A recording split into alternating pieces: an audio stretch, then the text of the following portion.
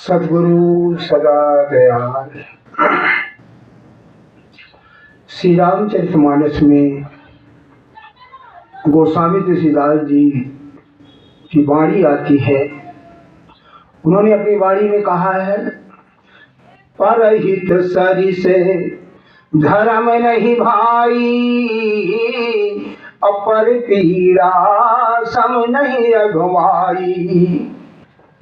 गोस्वामी तुलसीदास जी कह रहे हैं कि सबसे बड़ी सेवा, सबसे बड़ा परमार्थ परहित सरिस धर्म नहीं भाई। सबसे बड़ा धर्म परहित है। इसी बात को रहीम जी ने कहा है, वह रहीम नर धन्य है पर उपकारी अंग। और इसी बात को आजकल के विद्वान, संत महात्मा, ऋषि मुनि एकदम सरल भाषा कर दिया है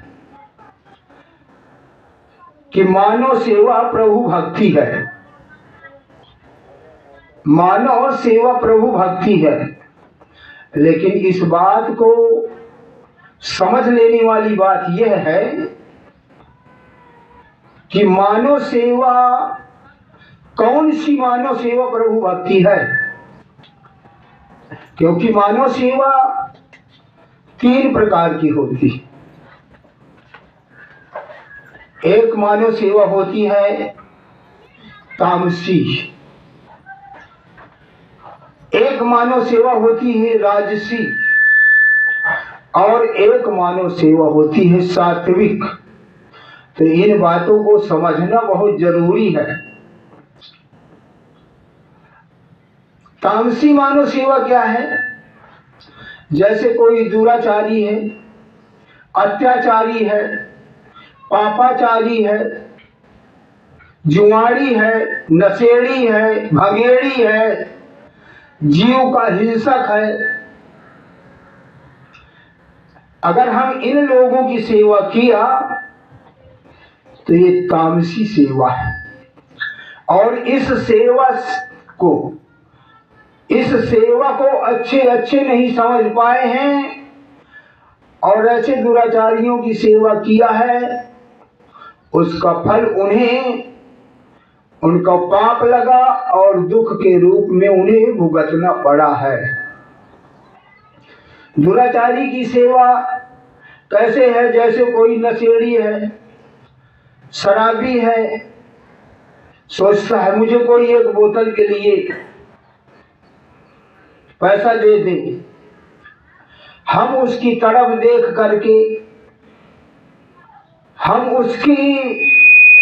उसके अंदर जो हलचल मच रही है, हमारे अंदर दया भाव आ जाए। हम सोचे कि ले जा भाई, ये 100 का नोट ले, अब तू अपना अपना पी के अपना जैसे हो। तो अगर हमने उसकी ऐसी सेवा किया तो वो शराब पी करके घर में हुड़दंग मचाएगा, कलह मचाएगा, समाज में भी वो कलह मचाएगा, घर में भी कलह मचाएगा, पड़ोस में भी अचह मचाएगा, कलह मचाएगा। तो ये सेवा एकदम तामसिक सेवा है। उदाहरण के लिए, एक बार एक कसाई था और एक गाय को घसीटते लिए जा रहा था। लेकिन उसे भूख लगी थी। भूख की वजह से वो गाय घसीटी नहीं जा रही थी। तो एक जगह एक पेड़ में उसने बांध दिया और एक पड़ोस के गांव में गया। अपने खाने की याचना करने लगा, मुझे बहुत भूख लगी है, मुझे कोई खाना खिला दे। तो एक दयावान आदमी आया। उसने सोचा बेचारा भूखा है और उसे भोजन करवाया। और जब वो भोजन करवा दिया और वो चल दिया, और खाना खाने की वजह से उसके शरीर में ताकत आ गई, ताजगी आ गई, फिर उस गाय को खोला, सीधे सीधे कसाई खाने ले गया और गाय कट गई। तो उसका पाप उस खाने खिलाने वाले को भी लगा, क्योंकि अगर वो खाना न खिलाता उसके अंदर ताजगी नहीं आती, वो गाय नहीं घसीटी जाती और शायद वो बच भी जाती। तो ये सेवा जो तामसी है, बहुत सोच समझ करके, बहुत बार हमारे मन में आता है भूखों को भोजन कराना चाहिए, कोई दुखी है उसकी सेवा करनी चाहिए, लेकिन बहुत सोच समझ के हम कभी भाप नहीं पाते हैं। कोई ऐसी याचना कर देता है, हम पैसे दे देते हैं और जा करके जुआ खेलता है, जा करके भांग गांजा पीता है, तमाम दुष्कर्म करने चला जाता है। इसी तरह हम किसी चोर की, किसी डकैत की मदद करते हैं तो अत्याचार बढ़ता चला जाता है और उससे बहुत बड़ी समाज में भी दिक्कत आती है और इससे अच्छे अच्छे नहीं बच पाए हैं। एक कबीर साहब के जमाने का वाक्य आता है। कबीर साहब कपड़ा बुनने का काम करते थे, तो कबीर साहब भोजन कर रहे थे तो वो आदमी आया, कहने लगा महाराज मुझे भी बहुत बड़ी भूख लगी है और मैं बहुत गरीब आदमी हूं। तो कबीर साहब ने सोचा कि मैं इसको कपड़ा बुनने का काम करते थे तो एक सूत की सुमेड़ी दे दिया और कबीर साहब ने सोचा कि ये भी भोजन कर लेगा और अपने घर वालों को भी भोजन करा देगा।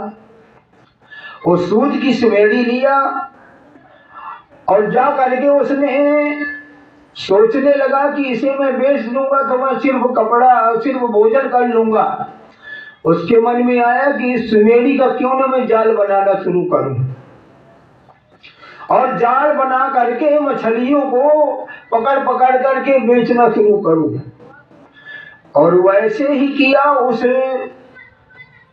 सूत की सुमेड़ी का उसने जाल बनाया और जा करके मछली मारने का काम करने लगा। मछली पकड़ पकड़ करके कटवाता, बेचवाता मांस। इस सेवा से कबीर साहब को भी इस पाप का फल दुख भोगना पड़ा। कबीर साहब को कुछ दिन के लिए इस फल का कोढ़ हो गया था। कोढ़ के माध्यम से उनको दुख उठाना पड़ा। तो ये बात अच्छी तरह से समझ लेने की है। अगर कोई बकरा काटने जा रहा है, उसको हमने दराती दे दिया, छुरी दे दिया, कुल्हाड़ी दे दिया और इंतजाम कर दिया। हम सोच रहे हैं कि ये बलि देने जा रहे हैं, धर्म का काम कर रहे हैं, लेकिन ये नीरा पाप है। क्योंकि आजकल तामसी भक्ति भी यही चल रही है। बहुत लोग बकरा काटने को धर्म मानते हैं, भेड़ काटने को धर्म मानते हैं, मुर्गा काटने को धर्म मानते हैं, लेकिन ये विचार करने वाली चीज है कि अगर किसी की हत्या करना ही धर्म है तो फिर अधर्म क्या है। ये बात कभी कभी समझ में नहीं आती है।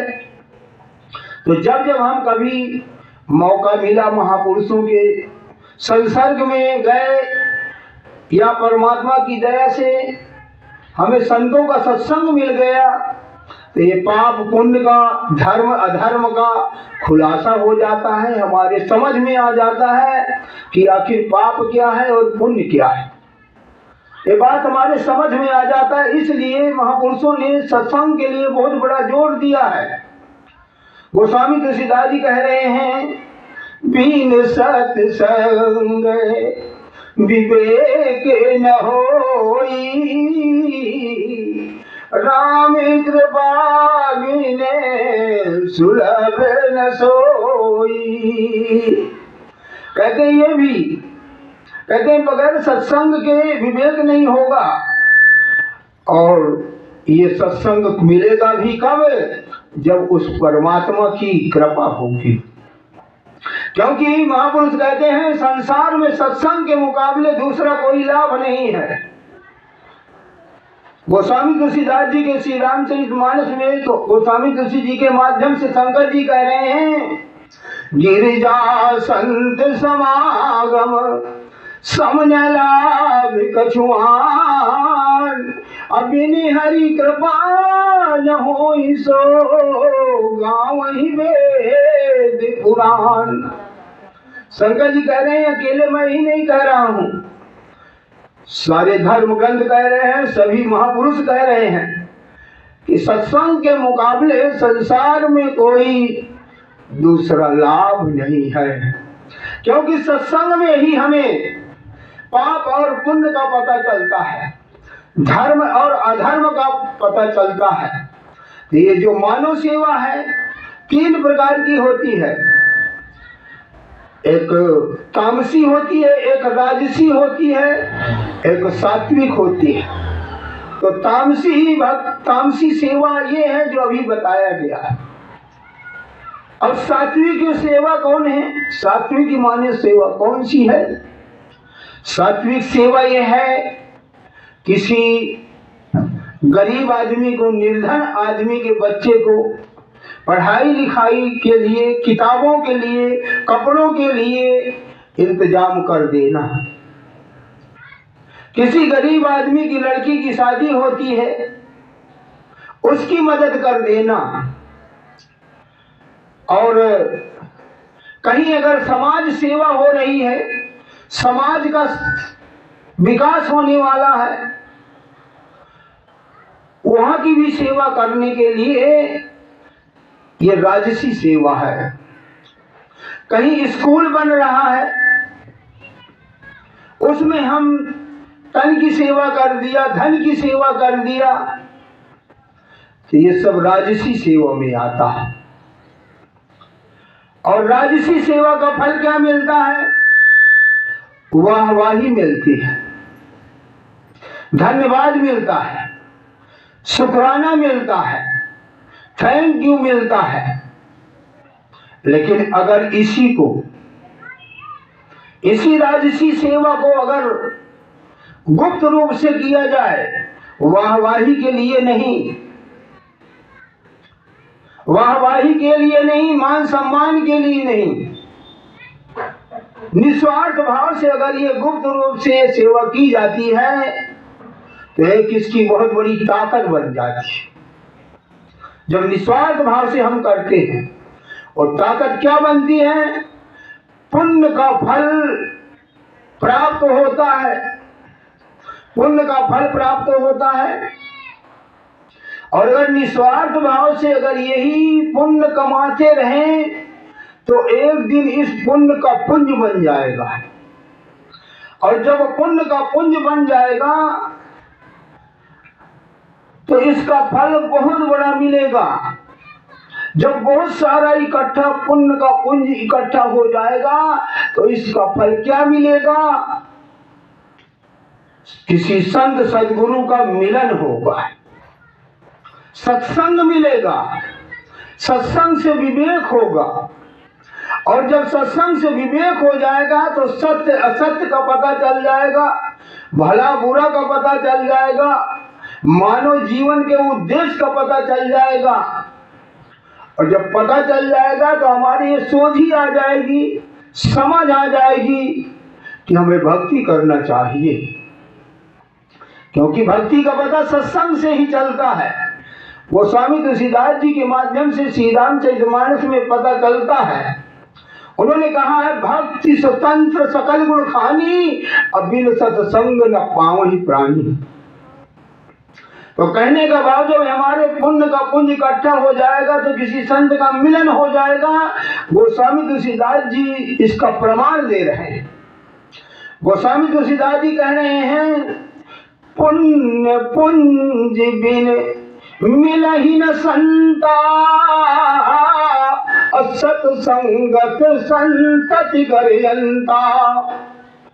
कहते हैं जब संत का मिलन हो जाएगा, संत का सत्संग मिल जाएगा, तो हमें वो भक्ति का पता चल जाएगा और भक्ति मिल ही भी जाएगी।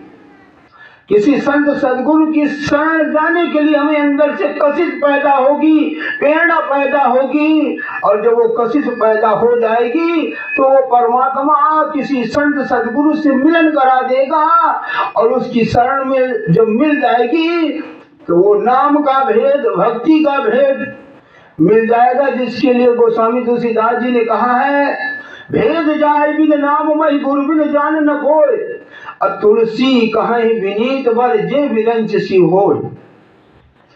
कहते हैं जब संत का मिलन हो जाएगा तो नाम का भेद मिल जाएगा, इसके अलावा कोई और चारा नहीं है। गोस्वामी तुलसीदास जी के माध्यम से ही पता चलता है। आज हम अपने मनमानी की भक्ति कर रहे हैं, लेकिन वास्तविक भक्ति, जिस भक्ति को करने से हमें मोक्ष मिल जानी है, वो किसी संत सदगुरु से मिलनी है। भक्ति तात अनुपम सुख मूला, मिले जो संत हो ही अनुकूला। कहते हैं अगर कोई संत सदगुरु हमारे ऊपर दया कर दे तो भक्ति का रास्ता हमें मिल जाएगा। तो कभी कभी निस्वार्थ भाव से हम जब ये राजसी सेवा भी करते हैं, मानव सेवा, और निस्वार्थ भाव से करेंगे तो इसका पुण्य फल प्राप्त हो जाएगा, और पुण्य फल प्राप्त होने से हमें सही दिशा मिल जाएगी और भक्ति में हम पहुंच जाएंगे।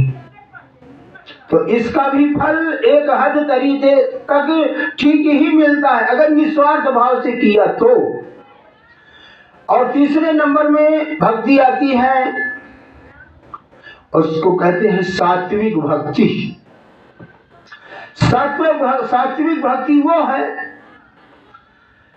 कि कहीं जहां संत सदगुरुओं का दरबार लगा होता है और परमात्मा की सीधी भक्ति करने की प्रेरणा मिलती है, वहां से अगर हम ज्वाइंटिंग हैं और जुड़े हुए हैं और हम किसी दूसरे आदमी को भी प्रेरणा देते हैं,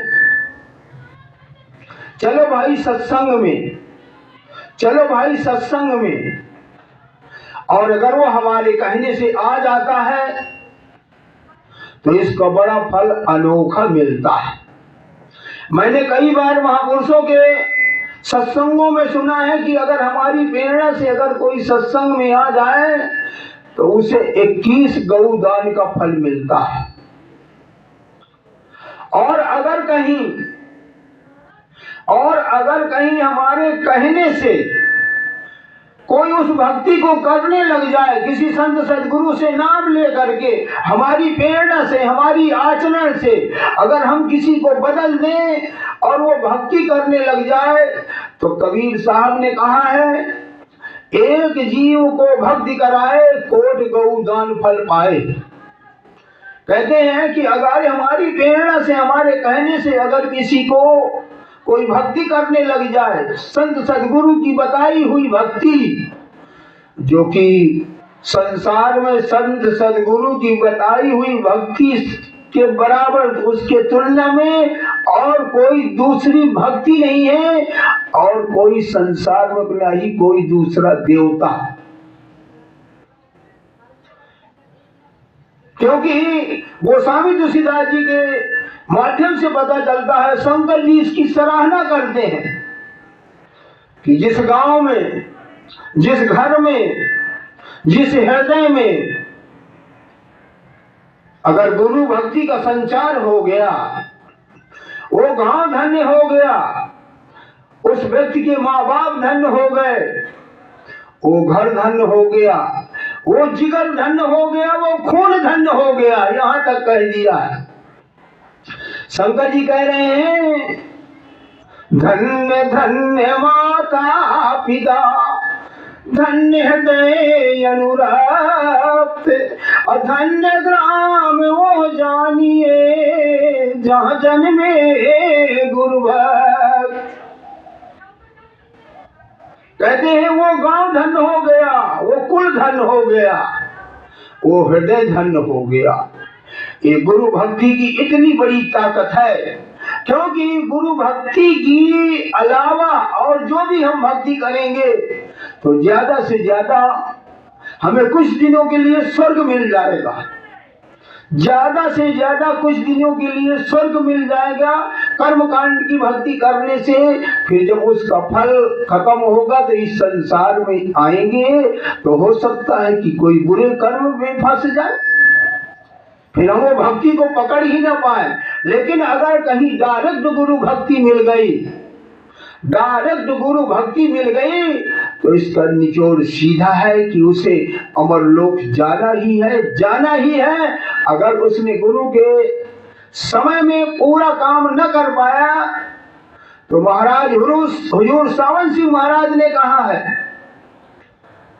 कि अगर गुरु मिल गया और भक्ति नहीं भी कर पाया तो मनुष्य योनि के अलावा वो दूसरी योनि में नहीं जाएगा, दूसरा जन्म भी मनुष्य का मिलेगा।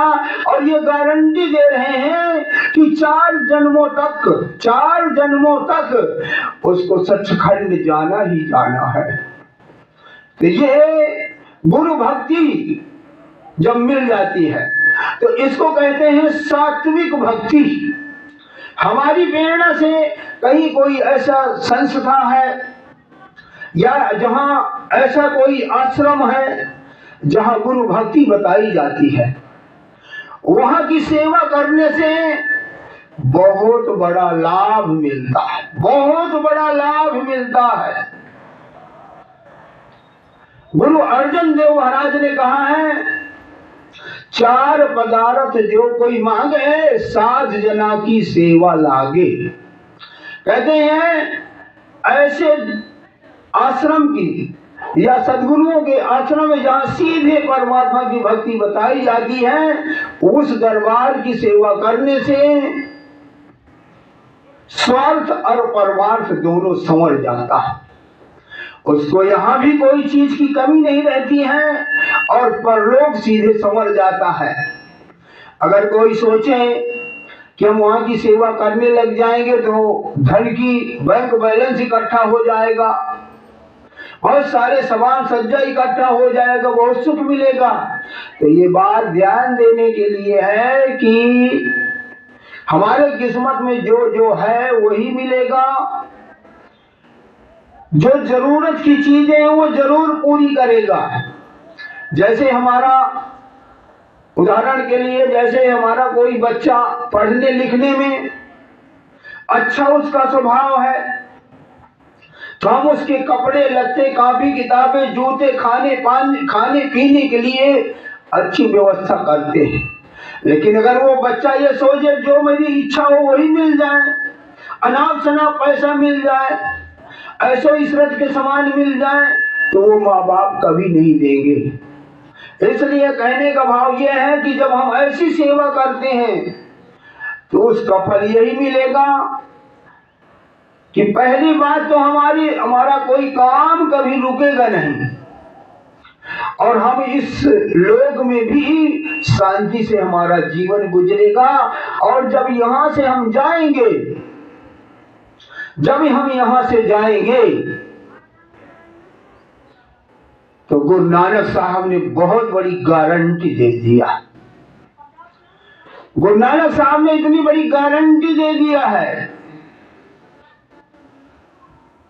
कि उन्होंने कह दिया है आप जपे औरों को जपावे, नानक मुक्ति निश्चय पावे। इतनी बड़ी गारंटी और क्या हो सकती है। और इस दरबार की कोई सेवा करके तो देखे। कृष्ण जी ने कहा है मेरे मार्ग में चल करके तो देख, तेरे सब मार्ग न खोल दूं तो कहना, मेरे लिए खर्च करके तो देख, कुबेर के भंडार न भर दूं तो कहना, मेरे लिए कड़वे बातें सुन करके तो देख, कृपा न बरसे तो कहना, मेरे लिए आंसू बहा करके तो देख, तेरे जीवन में आनंद का सागर न भर दूं तो कहना, मेरा बन करके तो देख, हर एक को तेरा न बना दूं तो कहना। इतनी बड़ी ताकत है ये सेवा करने की। लेकिन बात समझने वाली ये है कि कौन सी मानव सेवा प्रभु भक्ति है। तीनों तरीके की ही भक्तियां बता गई, तीनों तरीके की ही मानव सेवा बताई गई है। तो ये बात समझ लेने वाली है। कभी कभी ऐसा कोई लाचार आदमी आ जाता है, हमारे मन में दया भाव हो जाता है कि इसको कुछ धन दे दे, इसकी कुछ व्यवस्था कर दे। लेकिन अंदर हो सकता है, क्योंकि ऐसे बहुत से भीख मांगने वाले, ऐसे बहुत से लाचार आदमी दिन भर तो भीख मांगेंगे और जब शाम को इकट्ठा होंगे तो गंजेड़ी भंगेड़ी नशेड़ी इकट्ठा हो करके नशा करेंगे, फिर जुआ खेलेंगे।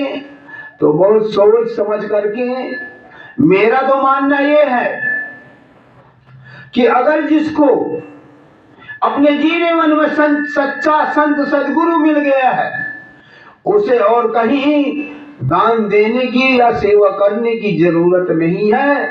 जो भी वो सेवा करे गुरु दरबार में पहुंच जाए, चाहे वो तन की सेवा हो, चाहे धन की सेवा हो, चाहे सलाह यानी मन की सेवा हो, तो वहीं पर जाकर के वो सेवा करे तो उसका जीवन सफल हो जाएगा। मेरा तो मानना यह है कि सात्विक सेवा के अलावा और सारी सेवाएं तो ठीक ही नहीं है, क्योंकि ये ऐसी ही सेवा है जैसे कोई जेल में है, कोई बंदी जेल में है, हमें तरस आया, हम मिलाई करने गए तो कोई साबुन दे आया, कोई कपड़े दे आया, कोई मिठाई दे आया। सभी ने अपने अपने हिसाब से सेवा किया, उसकी मदद किया, लेकिन फिर भी वो जेल का जेल में ही है ना। लेकिन कोई ऐसा आदमी आ जाए कि वो जेल का ताला ही खोल दे और वो हमेशा हमेशा के लिए आजाद हो जाए, तो सबसे बड़ी सेवा वही हुई। और ये सेवा सिर्फ इस 84 लाख जिया जोन से छुड़ाने के लिए ये सबसे बड़ी जो सेवा है ये संत सदगुरु करते। तो इस सेवा में अब जो भी हम मदद करते हैं, तन की हो, धन की हो या सलाह की भी हो, ये भी सेवा है। इसकी मन की भी सेवा कही गई है। और संत महापुरुषों ने तो सेवा के बारे में बताया है कि भजन सिमरन भी ये सेवा ही है, सुलभ शब्द का अभ्यास। लेकिन वो तो बहुत उच्च कोट की सेवा हो गई, बहुत उच्च कोट की, और वो अपने आप सोझी आ जाती है तो अपने आप आदमी खुद करने लग जाता है। तो सबसे बड़ी सेवा यही है। एक उदाहरण है समझने के लिए। एक राजा था, उसके 3 रानियां थी। तो उसने अपने 3 रानियों को वचन दिया था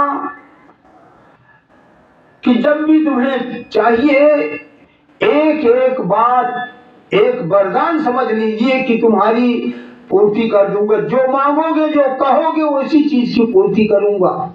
जैसे कैकेयी ने दशरथ से वरदान मांगा था, इसी तरीके से वो राजा भी वरदान के लिए कह दिया था।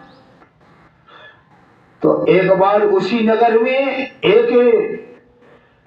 किसी व्यक्ति ने गुनाह कर डाला, और जब वो गुनाह कर डाला तो राजा ने उसे फांसी की सजा बोल दिया। अमुक दिन में ठीक 12 बजे फांसी होनी चाहिए। जब ये बात 3 रानियों ने सुना तो उनके अंदर दया भाव उमड़ आया, दया भाव उमड़ आया। तो एक पहली वाली कहने लगी, एक दिन के लिए इस व्यक्ति को हमें दे दीजिए, कल तो इसे मरना ही है, लेकिन हम इसी का स्वागत सत्कार और कुछ सुख दे सके। कहने लगा ठीक है, और ये भी कहा है आपने वरदान दिया है, आपने वचन दिया है। तो राजा कहने लगा ठीक है, ले जाइए एक दिन के लिए। तो पहली रानी उसे ले गई और कहने लगी, बेटा कल तुझे फांसी हो जानी है और मैं तेरे लिए अच्छे अच्छे व्यंजन बनाती हूं, स्वादिष्ट भोजन बनाती हूँ, क्योंकि कल तुझे मरना है, तो मैं व्यंजन भी बनाती हूँ, और भी तो तेरी कोई इच्छा हो तो उसे भी बता, उसे भी पूर्ति करूंगी। खूब अच्छे अच्छे व्यंजन बनाया, मेज सजाया, खाने से मिठाई हर चीज, लेकिन उसे तो ये पता था कि कल तो मुझे फांसी होनी है, तो सारा भोजन उसे नीरस दिखाई दे रहा है, सारा भोजन नीरस दिखाई दे रहा है, खाने का मन नहीं कर रहा। बहुत रानी ने जोर लगाया, लेकिन मौत सामने खड़ी है, कल कौन खाया। एकदम उदासी मन से चला गया।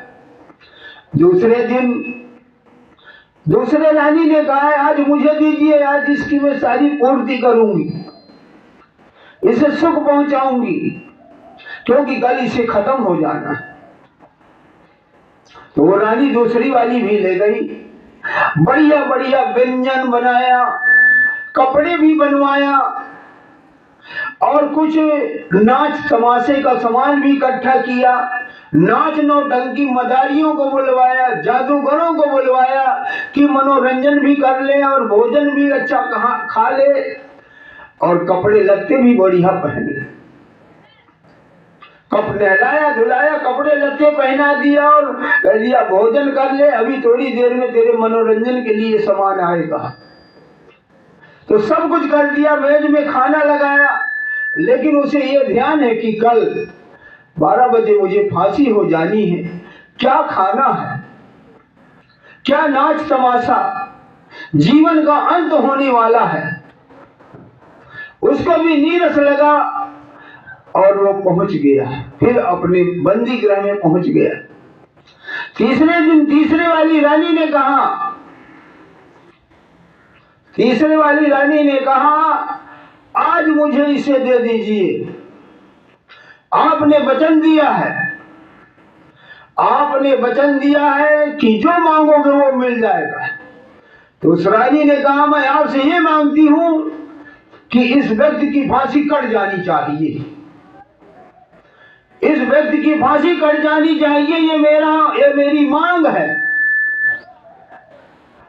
तो राजा तो वचन हार चुका था, राजा ने उसे फांसी काट दिया, और उसे वो घर ले गई। उस दिन उसने नमक रोटी बनाया, और कहने लगी, बेटा तेरी फांसी कट गई है, और ये भोजन नमक रोटी है।